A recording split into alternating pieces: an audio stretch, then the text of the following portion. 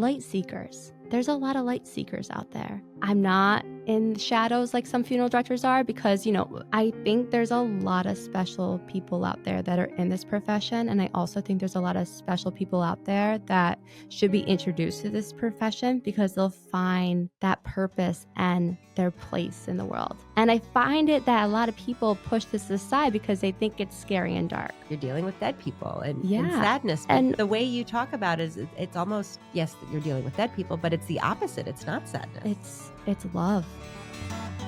Welcome to A Place of Yes, a podcast about how I moved through my darkest hour. And for me, that was in channeling my grief into good.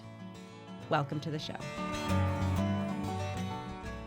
I am excited to be sitting here with Brittany DeMarco-Furman. And this is one of those small world situations. Because when I first was thinking about you for the show, it was because I saw your book, The Grief Experience. And we will definitely be talking about that. But then when I reached out to you, we were talking over Zoom and you were like, hey, Heather, I actually know you. And I've put it together. So we met, like so many of the guests on this show, through Jake's Help from Heaven. Yes. Your boyfriend at the time, now husband, Mm-hmm. worked for Saratoga Honda and was good friends with the Higgins. Yeah. And I'm good friends with the Higgins, and they supported Jake's Help from Heaven, supported our fundraiser. And part of this is a fun fact. Part of it was that they said their general manager or their manager, whatever his role was also an amateur bowler. Actually, I was a WAG. He was in the PBA. Oh, a real bowler. Yeah, he was a like professional bowler. Yeah. Okay, so I had that wrong in my story here. Professional bowler. And they thought as sponsors, wouldn't it be fun if you guys came and like our kickoff, usually at that event, that was our primary fundraiser. Brian and I would talk. We would like kick off the bowling, and it'd be great to have someone who is a professional kind of do that first.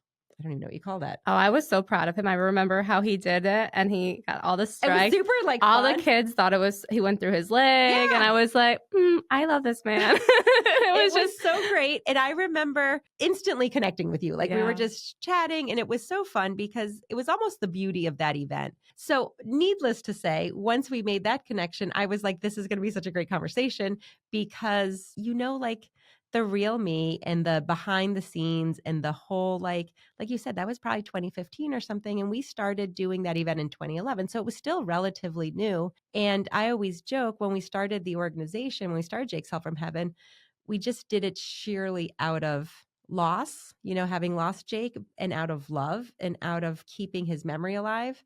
But we didn't know what we were doing. It's not like we had a history of fundraising or nonprofit work, right? It's just following your gut and doing what you love. And that leads me a little bit to you, because you are a funeral director at Glenville Funeral Home. Yes.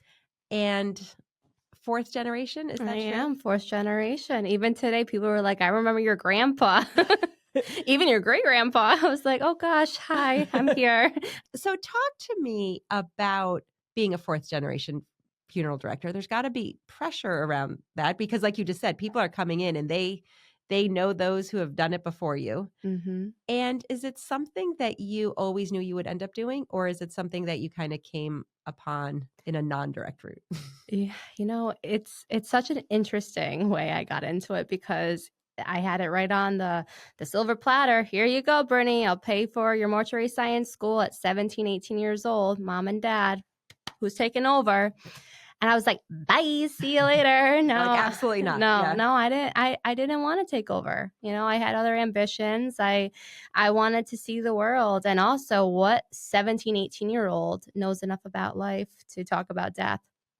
Even today, but earlier today, I was meeting with a family and, their mom died. They're the same age as me. And here I am trying to be strong for them. And I find the answers for them. I know how to be their guide. I know how to get them from A to Z, but also to realize that any of us could be in that same position. And it hits home. And when I was 17, 18 years old, I could not see myself at the end of the table guiding these families and them trusting me. So the answer was a big no. Mom and dad. A big point because 17 or 18, like almost everything that your parents say you don't want to listen to anyways. But then, I mean, you talk about the role of a funeral director and just today. So before recording, you are doing your real job today, meeting with families who are going through loss. It is heavy. How do you do it?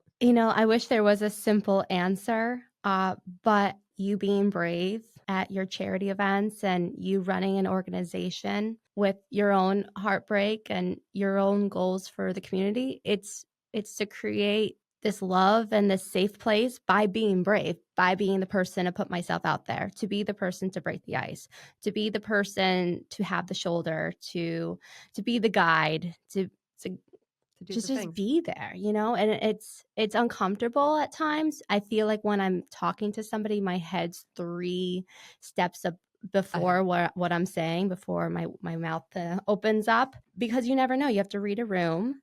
It's very psychological, but it's also human. It's okay to make mistakes. Don't just walk on eggshells. This is their worst time in their life. Don't make it like a transaction. Don't make it into a business. Do not rush them. Open up. I didn't know that at 17, 18 years old, but I truly love the human experience and I love learning about people. And when I start the conversation, I start at a place of tell me all about them. And let's start from the beginning.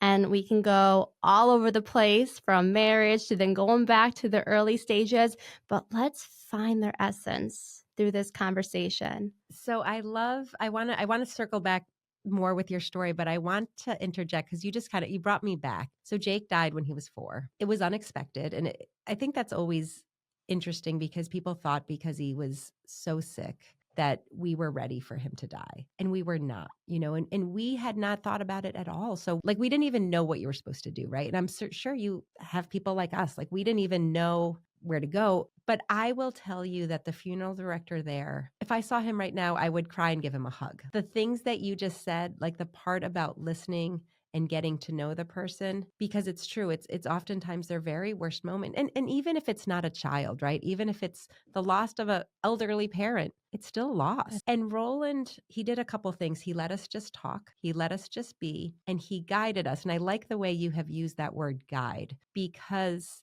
we were very much like Jake died on a Wednesday and we were like, okay, Sarah, service on Friday, burial on Saturday. Like, we want this done. And he advised so strongly against it and just kind of pushed us gently and got us to the point where we did, I think, Monday, Tuesday. It made all the difference, because what he then also did was told us to go get a super comfortable, like his favorite outfit. What's Jake's most cozy outfit? And he got him in that outfit and he kept him in the room that entire weekend and let us come at any time to hang out with him. Since Jake died so suddenly, that was the time we needed. Like, right? That was our closure. That was our saying goodbye. Like, I remember waking up at 2 a.m. and going with like a blanket and just sitting there, and Brian coming. I think people thought it was morbid, but it was not. No, it's not. It was the closure we needed that we were not going to get otherwise. And he did that. Like, he tricked us into thinking it was our idea, right? Like, he was like, I'm just going to do this, but it's the guiding. And I think I am so grateful to people like you who do this work and who take it as seriously as you do, who it's a calling. And I feel silly saying that, but it is a calling, because what you do for people at their worst hours there's nothing like it. And just thinking about Roland and, simply just slowing you down, because your grief just wanted this part over. But he knew that you will never get those moments back. He knew the importance, and there's a fog. No matter who passes away, there's a fog. Yeah. And when I say guide, it's because as directors, we're supposed to try to find a little bit of light, but get the steps that we're supposed to do done, but also kind of find that slow moment, because grief is going to move so differently after the funeral that you have to try to find the ways to make these moments so impactful, because it's going to help with the healing. And he did that. He did it so amazing. And it has allowed me, as I have unfortunately come across people, through the foundation or just through life, right, who have also lost children or whatever. It is the one thing that I give as advice now sometimes, slow it down. As weird as it sounds, spend time with them, sit next to them. Like, that time is so important, because you're right. As soon as they're buried or cremated or however you do it, as soon as that part ends, it's like you've got the whole rest of your life stuck in this place. Yeah. And you're right, because we just wanted to rush it. I mean, I'm probably going to say this 1,000 times through this episode. I think what you guys do is just so important and so beautiful. So to bring it back to you, 17 or 18, you were not ready. You were not having it. Yet here we are. I know. How did it? It was just more of a, a story of growing up and, also the growing pains in a way. So I am, I think, 23 now. I went away to college. I went away to Europe, partied, had a few boyfriends, kissed a few frogs, a few heartbreaks, kind of just like becoming an young adult in that way. And I was working in Albany and also in between Brooklyn in marketing. And I did love that. I think that's like a part of like my energy of like how Glenville Funeral Home is different, because I call myself like I'm trying to twist the way people think about the funeral industry. But going back to me now at 23 years old, things happen. Like you go in between jobs, and in between jobs, I decided to help out the family business while I was going for interviews. My dad's like, well, just sit on in this appointment with me. I was like, all right, sure. I mean, I thought I was just doing prayer cards and wearing black and like whatever, And I'm there listening to my dad talk to this widow, this man all by himself, which broke my heart, just knowing he was by himself and there's nobody else in the meeting. And just seeing how my dad could crack a laugh and crack a smile from him and just talk about life, and it just seems so fluid. And I'm just listening. I'm making notes for him on my computer, and I don't know, just something about him and the way he talked about his wife. It was just pure love. Like people say, it's a grief when they meet with us. It's love outpouring. And when they cry, like I don't know, I wasn't scared of the tears. I was like, let it out. From that meeting, my dad was doing the business portion and finalizing his wishes. But I remember him talking about the wedding song that they had, their special song, and that she loved white orchids. And the family was going to use their own florist, but I didn't know what they were going to do. So I thought we should gift the family a white orchid. And this is right before Spotify. But I still knew how to get the song that was their wedding song. I think when I started, we were still using CDs, honestly. So I burnt down the CD, not from LimeWire. I'm not that going back there. LimeWire. Oh, I remember LimeWire. What's the other one? I was able to download it from Apple Music, and I put it on when he came in for the actual funeral service. I played the wedding song, and he went to see his wife who was there in the casket, and the song's playing, and he sees the white orchid. And I just remember him being so grateful, and just that what I created for him as he walked up to the casket. And it was just me listening, just me saying like, what the hell am I doing here taking notes? Like my dad already did everything. At least I could do something. And I felt like my feelings toward this guy. And ever since then, I went to school, and I'm like, this has so that purpose. was the moment. That was the moment. I entered school. I told my mom and dad, I'm like, I'll give it a wing then. And I loved it. And no turning back. No turning back. I mean, I love that story because that's the Roland story, right? Like that's the go put on his favorite clothes, like have these moments, and you don't think about it, and that's why you have the director to remind you of these there's no things. way you can think of those things. No. And I also remember, all these memories coming back in this conversation, because I think, again, this is the gift of the job that you do, right? We are just like, okay, whatever casket, because we had 2 young boys. We did not think about these things. This wasn't, I don't know, I guess now at my age, I think more about like what I potentially would want or whatever, but I don't know, like we had no thought at this point. I was like 36 years old. Like it just wasn't my thought. And he was like, well, what was Jake's favorite color?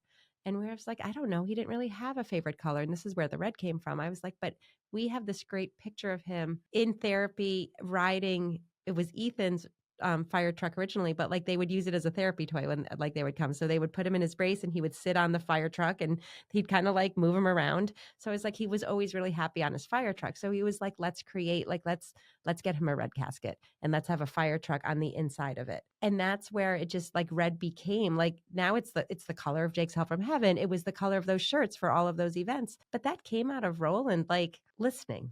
Yeah. And that's you with the orchid and the wedding song. It's just listening, and it's brave and it's kind and it's compassionate. And it's just, I'm so happy you went back to this career, because I think, I don't know how many funeral directors there are, but I know that there are not enough people like you and your family. A good funeral director is life-changing. So your parents, though, were they thrilled? Oh, Did they know you were always going to do it? Were they just like biting? Oh, no. no. I Okay. mean, geez, my old Instagram account used to be worse than Lohan.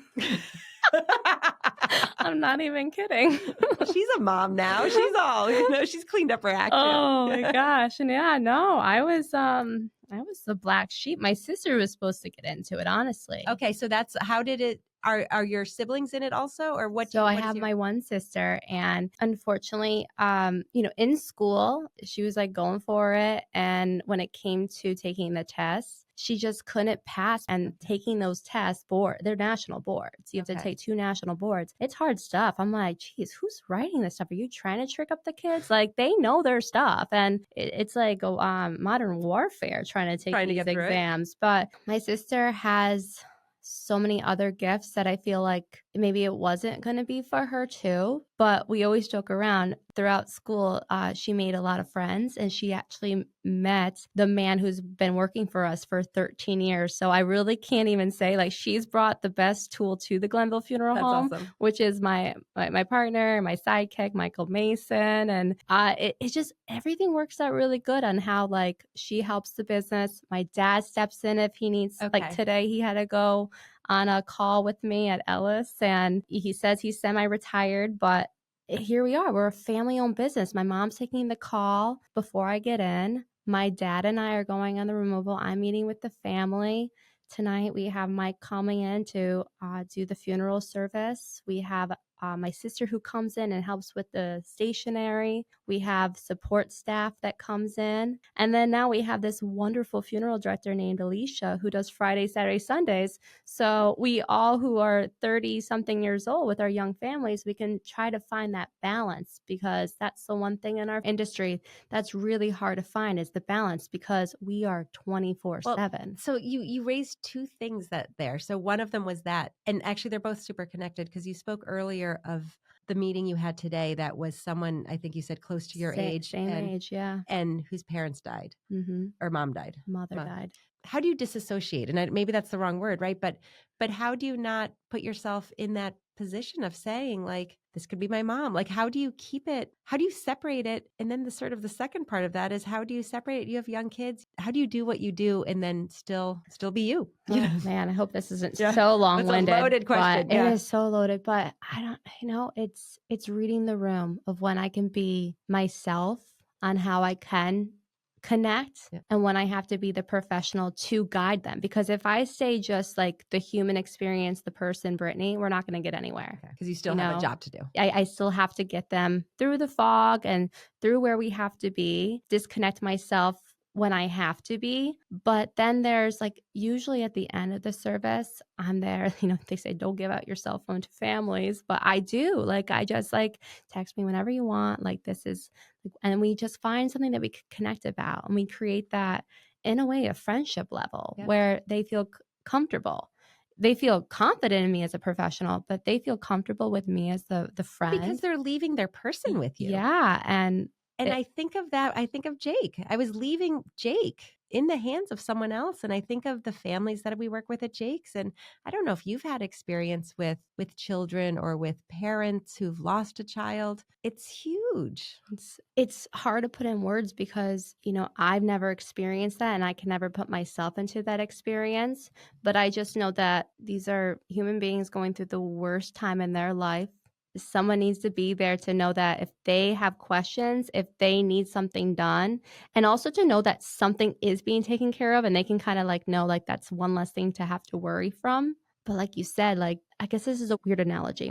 We get calls all the time. My husband passed away last night at the hospital. I don't want him in the morgue. Get him out of the, like, they don't want them in the morgue. But then, like, they already feel comfortable knowing that they're with us instead of in the morgue. Because the morgue, it's like you watch it's TV, cold right? It's TV, like a slab. yes. Yeah. If we let them know, like, we're personally going to go bring them into our care, and then they can meet us and then put a actual human persona and somebody who you can actually feel a little connected to.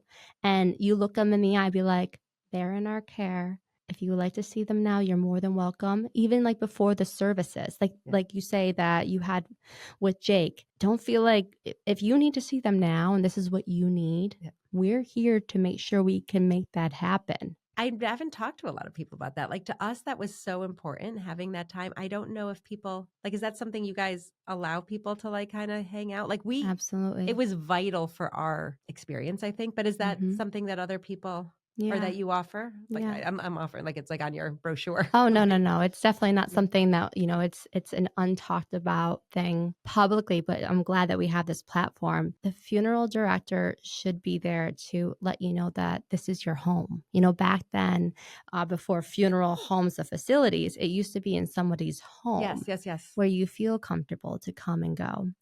I don't want to say names, but there was a tragedy earlier this year, and a soldier who came home, and it's hard for everybody. And we created this space where it was an open house in a way that anybody who we knew who was coming could come and go until the services. Especially when it comes to children, especially if it comes to infant loss. We let people stay as long as they want. And the same goes for if we have to go to the hospital and they're not ready for us to be there. We're like, give them all the time. And we don't want them to look and regret that they didn't have that. I hate using the word closure, but that way to just realize that their reality is different now. And they're going to become a new version themselves. And they're going to have to go through the funeral process. And I never want to rush that. From a meeting to anything, nothing should be rushed in this process. Well, even today when you had said, "Oh, I might be running a little late," because you're like, I always give at least 2 hours, and I respect that. I mean, because it's not a typical meeting. It's a No, and we continue the conversations after the fact. But how do you write about a whole life in just a few hours? Honestly, when somebody first meets with us, they don't have all the questions ready. I'm always ready for the follow up the next day. because then it's once they've thought about it. Yeah, absolutely. Because I like to give them the information, and then they can come back and we can talk more. Because there's always going to be the fog, but more things come up that they think of, or they just made decisions based on the conversation we had the day prior. How do you, so you mentioned the soldier, or I mean, have you had experiences where it's people when it's so close to home? How do you still do your job? The grief experience book, I speak of my story as a funeral director, and that's my grief as a funeral director. We're called the last responders, whether that's going to a nursing home or going to a home on hospice or an unattended death call. We're in the front lines of death. We're about to be faced with, whatever their story was, but also the survivors and the impact that's going to make on us. Also, people don't think that as funeral directors, we're so involved in the community that we do have to serve so many people we know, or we pre-planned with this person and we remember, oh my gosh, this was the lady that was like complimenting my shoes, and we went back and forth about like our shopping spree days, or the man that remembers my grandpa and how they had their own friendship, and he thinks I'm the strongest woman he's ever met. Like literally these people like will touch your heart, and then they pass away and you start grieving for them, even though you weren't their best friend or around them for more than a few hours. It's grief. It's grief. My story is about 3 gentlemen that I created into a Mr. Jones persona. All 3 of them met with me before they passed away. 3 real people. 3 real and you people. created one character. And I created one character. Most of the house scene is from this, oh my gosh, this man was larger than life. He planned out his whole funeral and he told me a story of a lifetime, his story. And I remember him, and specifically when I did his service, because I was his celebrant, he wanted me to utilize his words. Okay. I remember people coming up to me like, are you related? How do you know so much about him? I'm like, he told me his story and I was the one to write it. And what an honor. It was the biggest honor. To this day, it was my first one too. So I certainly won't forget that. And this other gentleman, I remember he had pancreatic cancer and he lived close by where he would just go for walks, and he just ended up walking on our property and came to the front door. He's like, I want to get some literature about pre-planning. I love this man. Like, honestly, he was just brilliant man. And came in and he wanted to protect his family. And I was like, well, I'll have these notes and they'll know it came from you.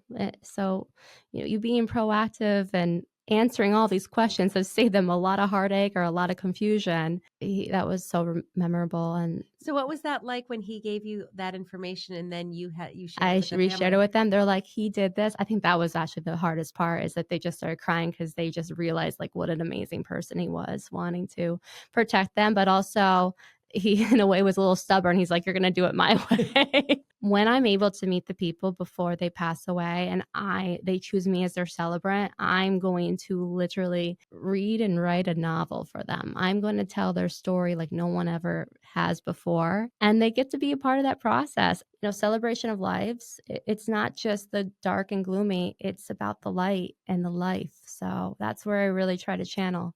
As I think of the listeners and I think of people who know, this is kind of a weird way to say this, but a lot of people that I'm connected with, a disproportionate number, right? From the work we do at Jake's Help from Heaven, or just from the people that I surround myself with, right? There's like at Jake's Help from Heaven, we had 4 losses this summer. And when I think of what these families are going through, when I think of what I went through, this joy that you are talking about and that you are bringing to your job is, I don't even know the word for it, but I mean, it's like I want to do an advertisement for you. Like, everybody who is going to lose someone important, go to Brittany, because it's so horrifically dark, this loss, all loss, but particularly what I'm talking about.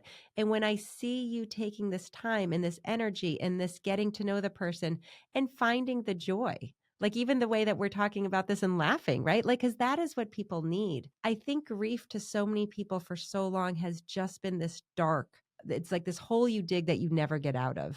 And you are starting the process of letting people out of that hole.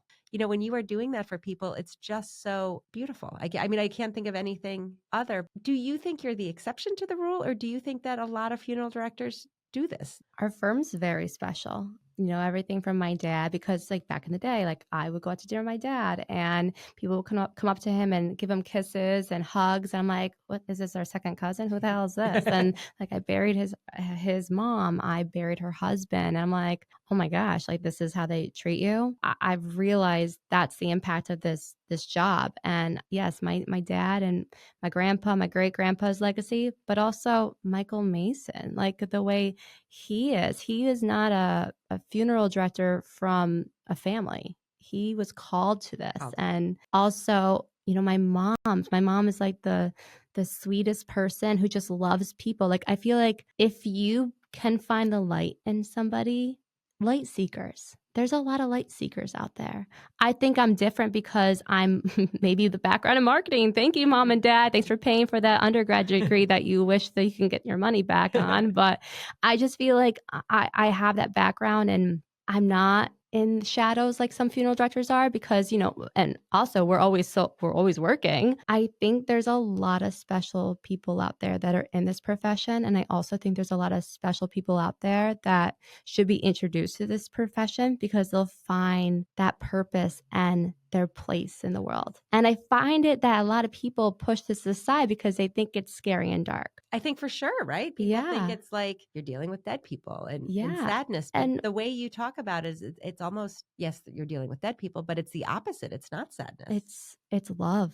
And so that's why I'm doing what I'm doing, is trying to, kind of encourage people to look into this career, and also to like kind of look inward and maybe if this is something they want to be in. But am I the exception? I think I don't look like the regular funeral director, and I'd certainly, based on my old profile, I don't act sometimes, but there's some really great people. I do have a difference when it comes to family versus corporation. Families take more time. They're more in the community. So you mean like a family-based funeral home versus like a chain or something? I think, and then compared to maybe a corporation, I think the people who are called to it at a time were like me, and the funeral directors I see that value this purposeful business. But then again, it becomes a business to them because they're in a corporation that they get too busy. Yeah. They see the bottom line. And that's where it creates the negativity to some about our business. Yeah. And I love to educate people that it's not like that.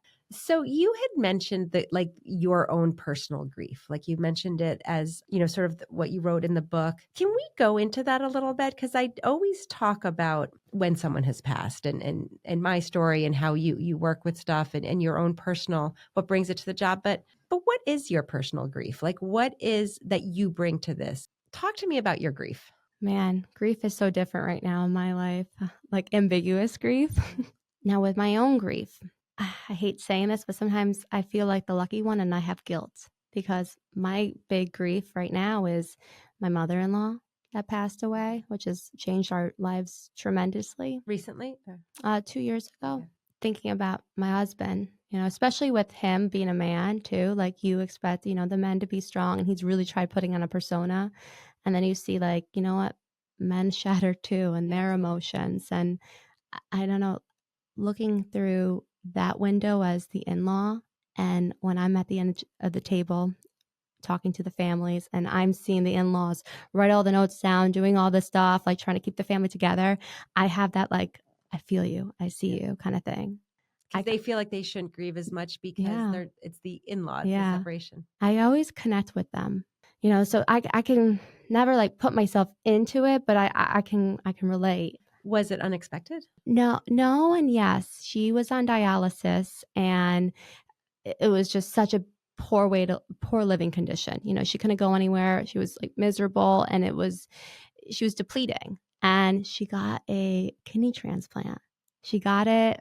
We just got engaged, and I like to see the positive, some things. If she didn't have that, she wouldn't be able to go to our wedding. She wouldn't have been around for our daughter's for first year of life. She had a reaction to the kidney medication that created cancer in her body, a rare form of cancer, and that's what ultimately took her life. It was just great 2.5 years, 3 years of her after having the kidney transplant. So the transplant extended. Yeah. And then, you know what? I've had loss of my grandmother, which I bring up a lot. My grandma is my spirit animal. She literally directs me. I could just feel her. She's always with me. And we were thick as thieves. And the thing is that is amazing about my grandmother, but grandmothers in general. She has 12 grandchildren. She made us all feel special. Like you're all number one. And I'm like, how the hell did this woman have the time and the energy to do this? But I think I speak for all 12 of us that she was a spectacular woman that knew how to channel her love and channel that energy. And I'm still feeling it. And when she passed away right before COVID, which we all kind of do think it was COVID, it was that February 2020 era. It was weird how it happened. Everybody was home because they're all home for my nephew's baptism. He was the first grandson, so it was a big deal. So everybody was in town. It was like something out of a movie. It was code red, right? And we got the call, and everybody left from church, as they say, if anybody who's a person of faith, God takes and gives angels. He was giving the angels, looking over my nephew and taking an angel back to heaven. That's how we were thinking about it. And funny thing that I mentioned that is people who are very spiritual, they do say that when people pass away, that's usually what happens around a baby coming or a baptism or something that happens where a child is being born or baptized or maybe a special occasion, and then a death occurs. Like, it's time. So I have a version of that. So when Jake was in the hospital for 117 days. And when he came home, my grandmother was still alive, but not doing great, and we had this, so Ethan and Jake knew their great grandmother a little bit, but when she passed, it was kind of with this idea that, okay, she was passing so Jake could live. Like, not the same, but as soon as you said that, it made me think of that, and not that I'm overly Catholic, but there is that idea out there that like, one goes so another could come. And I don't know. We always thought that he got about 3 years after that. It is. Life is weird. But what they do say is, if there was enough room for all of us, then there would be no death. The world isn't meant for all of us at this time. And I don't know whoever made up the rules, but they really up. You are not wrong. So your grandmother passed around COVID. Yeah. Yeah, it was. Was she healthy prior to that? Like, oh my gosh, she was literally just like the coolest person. And my root from one of the very popular cemeteries was going past her apartment, and I would just go back afterwards, be like, you guys go off with the hearse, I'll take the lead vehicle or the flower vehicle, drop off to my Mimi's, and we gossip. She tells me everything. Like, honestly, she has 7 children. She can't keep a secret. So I knew all the secrets. I'm like, why the hell am I telling you my secrets? Everyone's going to know, but I just need to tell you. And it's just like, your life is altered, and that person that meant so much to you is no longer there, and you'll always grieve them. You will always, and it's, not that a grandmother's not that important, but like, I'm so lucky to have had her into my adulthood, and I will grieve her until the day I die. That ripple of you, that relationship is no longer there, and you just have to keep that But hope. who you were with that person is still there, right? Oh, Like absolutely. Yeah. And that's the thing that in my book, I say you have to continue for them. Yes. I know we could talk all day. We have to, so my chapter, my tool is in a way a bucket list, and I have prompts, and it's to make you think, like, what are the things that you enjoy doing? Why are you not doing these things anymore? What is something that you enjoy to do with this person? What is something that your loved one would want you to continue? What is something you can do in honor of them? So my prompts are things that you can look into your own life, because, you're here to keep on living. They don't want you to just give up. And if you could take some things of them with you along your own journey, you're continuing them. Yep. And I feel like at the end of the day, that's all.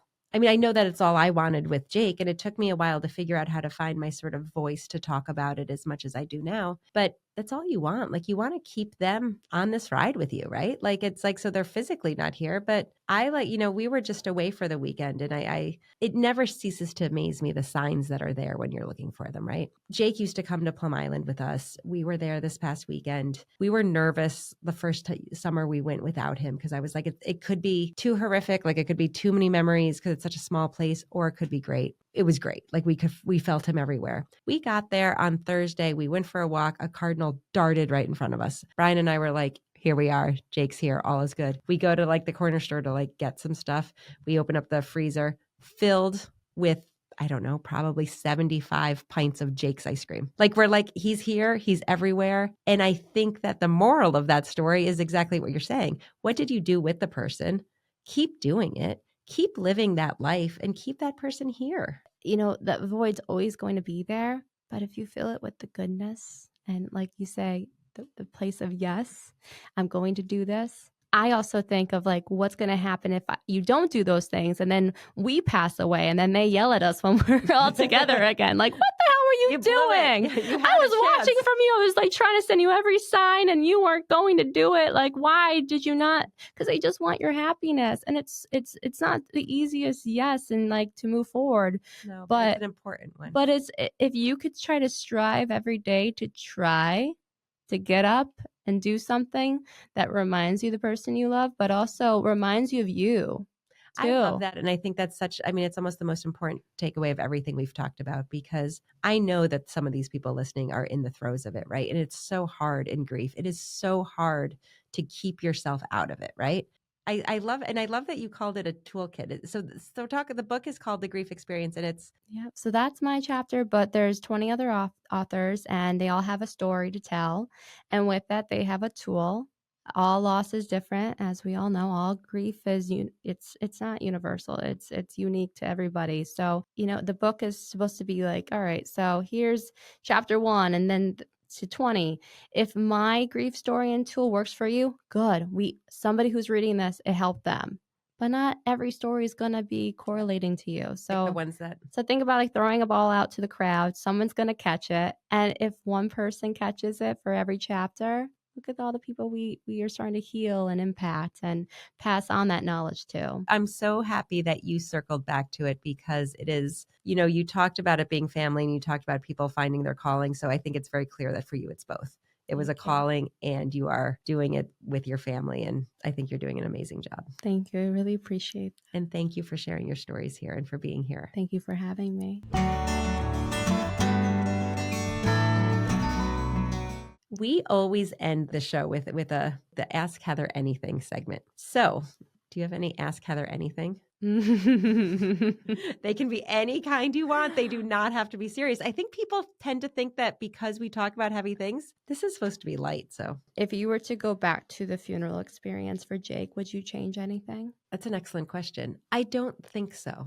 Kind of like how I said earlier, I think that Roland guided us in such a way that it was exactly what we needed. And he gave us, like how you just spoke, like he was our trusted person. We didn't have to do anything, right? Like, there was one part where there were certain family members, like, and this is when we were at the graveside, and he was taking Jake out of the hearse and bringing him over to be buried. We had some family members who were like, okay, this is who's going to do it. And it's just the men. And I was like, no, I am carrying my son. Brian kind of handled it, but Roland also, there was nothing that, I'm trying to think of what the word, like nothing flustered him, right? Like he could just handle anything. And it's kind of like when you talk about being a bouncer. So I don't look back, and there's nothing that I would do different other than the obvious, that I wish I never had to do it at all. I wish I didn't have this experience to share, right? Like I wish I didn't know the importance of this job, but since I do, I don't think I would change anything. And that means a lot. Thank you for listening to A Place of Yes. Please follow us wherever you listen to your podcasts. If you really like this episode, please share it with a friend, anybody who might benefit from listening to this. It would make a world of difference if we could just reach more people and share the work that we do and the stories we want to tell. Please subscribe to our YouTube channel, leave us a thumbs up, or leave us a comment. We would appreciate all that you can do. If you really like this episode, please share it with a friend or two.